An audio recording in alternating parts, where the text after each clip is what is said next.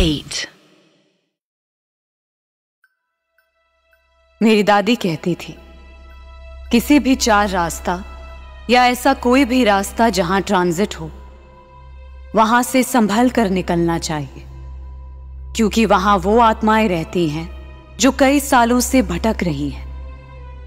मैंने ऐसे बहुत से एक्सपीरियंसेस सुने हैं जहां हाईवे के टॉयलेट्स, कोई ऐसा पेड़ जहां बहुत से धागे बंधे, ऐसी जगह से दूर रहना चाहिए, क्योंकि इंडिया में अक्सर फैमिलीज जो हाईवे से ट्रैवल करती हैं वो ब्रेक लेने के लिए वहीं रुकती हैं। किसी भी अनजान चीजों के पास नहीं जाना चाहिए। अनजान तालाब, कोई टूटा हुआ घर, किसी की पर्सनल चीजें जो यूं ही पड़ी हों, और कई बार तो कोई अनजान व्यक्ति जो अकेला बैठा हो।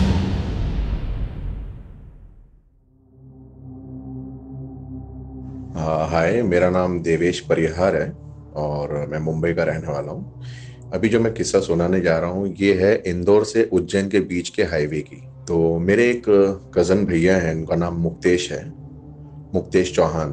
तो ये किस्सा उन्होंने सुनाया था मुझे। तो हुआ यूँ था कि वो इंदौर से उज्जैन जा रहे थे स्कूटर पे अपने दोस्त के साथ में, तो दर्शन के लिए ओमकारेश्वर, वहाँ पर जो उज्जैन में ही है ना ओमकारेश्वर, तो वहाँ पर वो जा रहे थे। वहाँ से दर्शन करने के टाइम पे, दर्शन करके आने के टाइम पे इनको रास्ते में ऐसे बोलते ना, स्कूटर पे जाते जाते रास्ते में कोई बीच में ऐसी एक बोलते ना हवा चलती है, एक गर्म हवा चल रही बीच में। तो अचानक से ऐसे एक बोलते ना गर्म हवा चलते चलते एकदम से ठंडा एरिया आ गया। तो और उनकी ना स्कूटर अचानक बंद हो गए रास्ते में। तो वहाँ पर एक लेडी साइड में बैठी हुई थी रोड के। तो वो एक उनका जो दोस्त था जो साथ में था, वो उनको पूछने चला गया कि यहाँ पर कोई मैकेनिक है या आजू बाजू में गाड़ी चालू नहीं हो रही थी। उससे वो बात करके जस्ट आया और वो मेरे भैया दूर से देख रहे थे उनको। तो वो आया, आने के बाद में ना पता नहीं उन्होंने बात करना बंद ही कर दिया। मतलब वो कुछ रिप्लाई दे ही नहीं रहे। मेरे भाई अगर कुछ पूछ रहे ना कि क्या बात हुई उससे, कि उसने बताया कोई मैकेनिक है या कोई इधर आजू बाजू में, तो वो उसने ना उसके बाद में उसको जवाब देना बंद ही कर दिया, कुछ बोल ही नहीं रहे।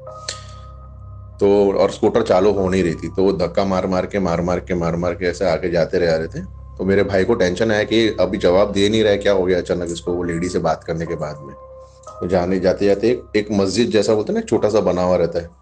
तो उनने सोचा कि चलो यहाँ पर धक्का मार के आए, थोड़ा रेस्ट कर लेते। तो वो अंदर जाके ना मस्जिद के वहाँ पर जाके बैठ गए और उनको बुलाया, उसके दोस्त को बुलाया कि भाई आजा तू भी बैठ जा। तो वो स्कूटर के वहाँ पर ही खड़े रहे, वो आ नहीं रहे थे अंदर। तो मेरे भाई को डाउट गया कि कुछ तो लफड़ा है, ये रिप्लाई भी नहीं दे रहा है अभी, और अचानक वो शाम हो चुकी थी, अंधेरा भी हो रहा था। तो वो बोलते हैं कि अब क्या करूँ, इनको छोड़ के जा नहीं सकते हैं। और वो बाहर निकलने से डर रहे थे कि बाहर अभी मस्जिद से बाहर निकलूँ कि नहीं निकलूँ अभी शाम में, ये अंदर आ नहीं रहा, खड़े खड़े देख रहा है, घूर रहा है खाली। तो उनने जैसे जैसे हिम्मत जुटाई और उनको बोला कि चल चालू करने की कोशिश करते हैं। तो वो खड़े साइड में, जैसे ही चालू किया, ट्राई किया तो चालू हो गई, फटाक से चालू हो गई। और फिर पीछे जैसे ही उनको दोस्त को बिठाया, बोल बैठने के लिए बोला, तो वो बैठा। बैठती ऐसा लग रहा था उनको, वो बोल रहे थे कि स्कूटर पे इतना भार, ऐसा लग रहा था कि कोई बहुत भारी भरकम चीज रख दी हो स्कूटर पे पीछे। और एकदम बोलते ना, एकदम एक्सीलेटर दे रहे तो भी एकदम लाउड ऐसा आवाज आ रही, लेकिन चल रही स्लो है। और उनके से पहुंचे इंदौर। इंदौर पहुंचने के बाद में उनको उसके घर के बाहर, मतलब रात के समय 2:30-3 बजे उन लोग पहुंचे इंदौर। इंदौर पहुंचे तो उनके घर के बाहर, दोस्त के घर के बाहर उनको ड्रॉप किए। तो उन्होंने बोला कि चल अभी सुबह मिलते हैं अपन। तो उतरने के बाद में भी उन्होंने कुछ रिप्लाई नहीं दिया, बात ही करना बंद कर दिया था वहां से, वो लेडी से बात करने के बाद में। सुबह उठे, उनको कॉल किया तो फोन उठा नहीं रहे थे। बाद में पता चला कि वो सुबह उनकी डेथ हो गई, वो आदमी की, मतलब उनके फ्रेंड की। तो उनको समझ में नहीं आया कि वो किस्सा हुआ क्या था एग्जैक्टली। उसके बाद में वो बात करना बंद कर दिया था वो लेडी के साथ बात करने के बाद में।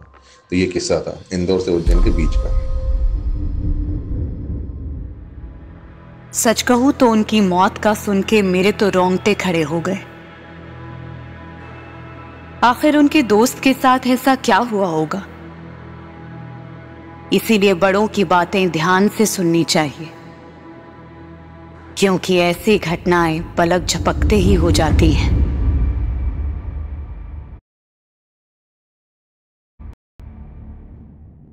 मेरा नाम अमोल सावंत है और ये किस्सा लगभग 99 या 2000 का 1999 या 2000 का है।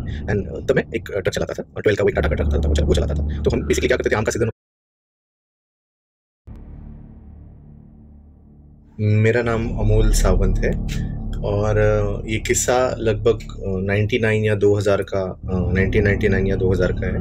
एंड तब मैं एक ट्रक चलाता था, 12 का वो एक टाटा का ट्रक होता था, वो चलाता था। तो हम बेसिकली क्या करते थे, आम का सीज़न होता था तो हमारे गांव से, मालवण से आम लाते थे और जो वाशी मार्केट है मुंबई का, वहाँ पे ड्रॉप करते थे, क्योंकि वहाँ पे आप जितना जल्दी जाओ उतना रेट अच्छा मिलता था।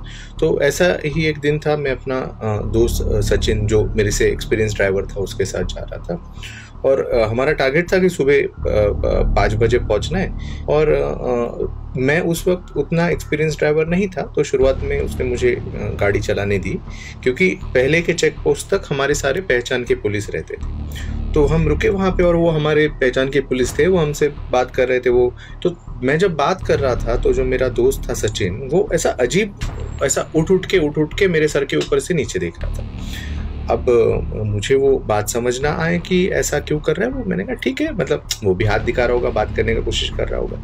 बट फिर सचिन उतरा, वो पुलिस को बाजू में लेके गया, उसने, उन दोनों ने कुछ तो आपस में बात करी।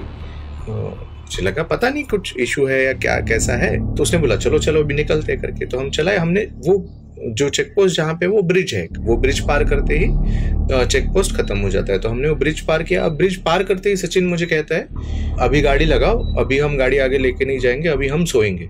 मैं बोल रहा हूँ तू पागल हो गया। लिटरली उसने मेरे को डांट के बोला कि नहीं अभी सो जाओ, अभी हम गाड़ी नहीं चलाएंगे। तो मैं सो गया। वो जो सीट नीचे करके जो सोते हैं ड्राइवर लोग, वैसे हम पीछे दोनों सो गए। अब जब मैं सोने जा रहा था तो मैं देखूं कि एक इंसान, एक आदमी, जो हल्का सा लाइट ट्रक का होता है, जो एक छोटे से लाइट हम लगा के रखते हैं, उसमें दिख रहा था कि एक सफ़ेद कपड़े पहन के कोई एक आदमी खड़ा है और मेरी तरफ देख रहा है या गाड़ी की तरफ देख रहा है दूर से ऐसा। तो और सचिन मुझे बोला कि सो जा कुछ नहीं सो जा, अपने को कोई लिंदन नहीं, आप सो जा करके। तो 3 साढ़े 3 बजे सचिन ने मुझको उठाया और बोला चल। तो अब मैंने कहा यार तू सोने की बात कर रहा था तो अच्छे ही सो लेते हो, अब 3 बजे की उठा रहे। फिर भी उसने उठाया, चल गाड़ी शुरू की। सचिन चला रहा था अभी इस वक्त। तब सचिन ने मुझे बोला कि जब वो नाके पे हम खड़े थे और पुलिस से बात कर रहे थे, तब सचिन को पुलिस के बाजू में एक आदमी खड़ा दिखा। बाजू में मतलब एकदम लग के, जो कंधे से कंधा लगता है ना।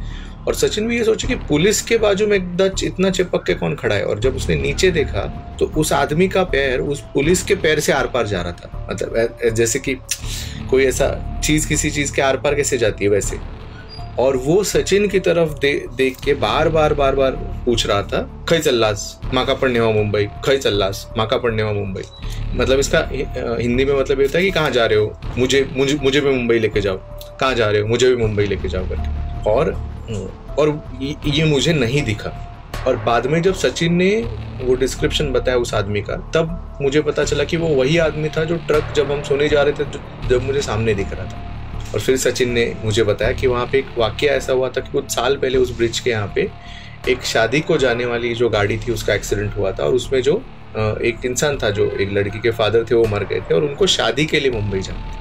तो सिंस देन ऐसा बोलते हैं कि वो आत्मा उसी जगह पे है और अलग अलग ड्राइवर्स को अलग अलग तरीके से हमेशा रोक के पूछते रहते हैं कि कहाँ जा रहे हो, मुंबई जा रहे हो, मुझे भी लेके जाओ, कहाँ जा रहे हो, मुंबई जा रहे हो, मुझे भी लेके जाओ करके। ये एक ऐसा वाकया है जो कभी हम भूल नहीं सकते। और जब बाद में जब वो वापस जिक्र निकला, तब सचिन ने वापस मुझे एक बात बताई थी कि उस दिन अमावस्या भी थी। हम अक्सर अपने दोस्तों को भी कहते हैं तो एक भटकती आत्मा है। लेकिन कभी सोचा है कि ये टर्म कहां से आया होगा? जरूर किसी ने कुछ एक्सपीरियंस किया होगा। और भले ही आज हम इस टर्म को लाइटली यूज करें, लेकिन इसके पीछे की सच्चाई डरा देने वाली है। हाय, मेरा नाम तरुण है। मैं दिल्ली का रहने वाला हूँ। ये कहानी मेरे चाचा और चाची जी की है। ये बेसिकली मेरी जो चाची जी हैं वो ओरिजिनली बंगाल से हैं वैसे अब तो सब लोग दिल्ली में ही रहते हैं, लेकिन ओरिजिनली वो बंगाल से हैं। ये बात है कुछ सालों पहले की, जहाँ पे मेरे चाचा जो हैं वो उनको अपने गांव लेके गए थे वेस्ट बंगाल में। तो एक दिन ऐसा आया जब उनको अब उस गांव से निकल के, उस घर से निकल के एक किसी दूसरे रिलेटिव से मिलने जाना था, जो एक थोड़े दूसरे गांव में था, और वो काफी दूर था। गांव दूर मतलब होगा कुछ 100-150 किलोमीटर का डिस्टेंस होगा। बेसिकली वो जो रास्ता है वो पूरा हाईवे है। तो चल रहे थे, थोड़ा शाम हो गई थी एक्चुअली जब निकले थे। वो शाम हो गई थी, मतलब काइंड ऑफ रात का समय था बहुत ज्यादा उसमें वहां पे, कि मतलब बहुत गाड़ियां या बहुत ट्रकें चल रहे हों। तो आप समझ लीजिए बिल्कुल ऐसा था कि सुनसान सा, और एक सिर्फ अकेली एक मोटरसाइकिल और दूर से आती हुई दिख रही है। और तो सडनली एक पॉइंट आया ऐसा जहां पे के उनको लगा कि उनकी ना मोटर बाइक हिल रही है। मतलब ऐसा वाइब्रेट हो रही है, और मतलब उनको ठीक नहीं लगा कि भाई ये या तो बाइक खराब हो रही है कि क्या हो रहा है, समझ नहीं आया। तो वो रुके, थोड़ा देख रहे थे बाइक में कुछ खराबी तो नहीं है। उनको सडनली लगा कि पेड़ के पीछे कुछ तो हिला, और सडनली ना उनका एकदम ऐसा अंदर एक इलेक्ट्रिसिटी दौड़ गई कि क्या था। फिर शायद खुद को ही समझाते हुए कि नहीं यार अंधेरा है, शायद कोई जानवर होगा, कुछ होगा, जो भी। फिर वो अपना पानी पीने लगे, बोतल बंद करने लगे। तो जैसे ही उन्होंने अपनी पानी की बोतल बंद की तो उनको दिखा कि उसी पेड़ के पीछे दो आंखें हैं। और मतलब वो अंधेरे में ऐसा सिर्फ आंखें दिख रही थी, और पीली आंखें, जैसे किसी बिल्ली की होती हैं, उस तरीके की आंखें थी। और उनको जो डर लगा, और वो कंप्लीटली वहां पे फ्रीज हो गए। उनको समझ नहीं आया मतलब कि क्या करना है अभी, मतलब ये कौन है, क्या है, कोई भूत है, प्राणी, क्या है ये। मतलब उनको सच में उस टाइम पे एटलीस्ट वो उस तरीके से बताते थे हमें, या बताया था हमें, कि उनको लगा कि आज उनका आखिरी दिन है इस दुनिया में। ये वो फ्रीज हो गए थे। उसी वक्त चाची जी जो हैं, वो चाची जी हमारी थोड़ी सी बहुत पूजा पाठ में विश्वास रखती हैं, बहुत मतलब धार्मिक किस्म की लेडी हैं। तो साथ ही साथ ना उन्होंने भी उस चीज को देखा, और जैसे ही देखा ना, शायद उनको समझ में आ गया ये क्या है, तो उन्होंने नजर घुमा ली। तो चाची जी ने क्या किया, मतलब उनको शायद पता था, और ऐसा बोलते हैं कि भाई कभी अगर ऐसा कुछ हो, इस तरीके का कोई चीज आपके ऊपर हावी हो जाए, तो कुछ चमड़े की कोई चीज जो है उससे उसको फेंक के उसके तरफ आप छुड़वा सकते हैं अपने आप को। तो चाची जी ने एकदम से वो चाचा जी की ये चप्पल थी जो कि लेदर की थी, उस चीज के ऊपर फेंकी। और ये तब तक भी उनको वो सिर्फ आंखें ही दिख रही थी।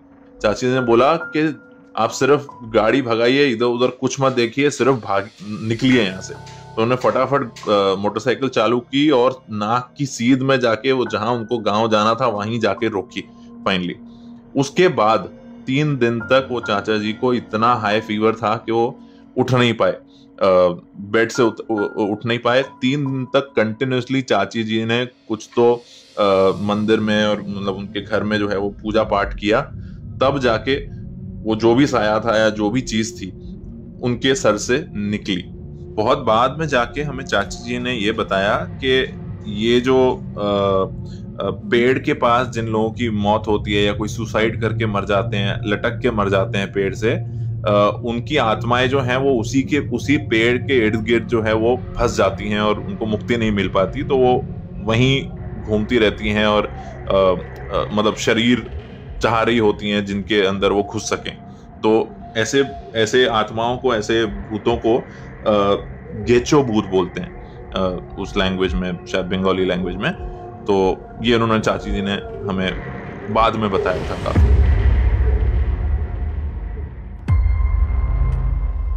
इन सब एक्सपीरियंसेस को सुनने के बाद मैं सोच रही थी कि जब कोई गुजर जाता है तो उनकी फैमिली वाले पूजा पाठ करवाते हैं। बहुत से लोग इसे बेतुका कहते हैं, लेकिन मेरी नजर में ये उनकी मुक्ति का साधन बनता है। क्योंकि जिन आत्माओं को मुक्ति नहीं मिलती वो परेशान होके भटकती रहती हैं।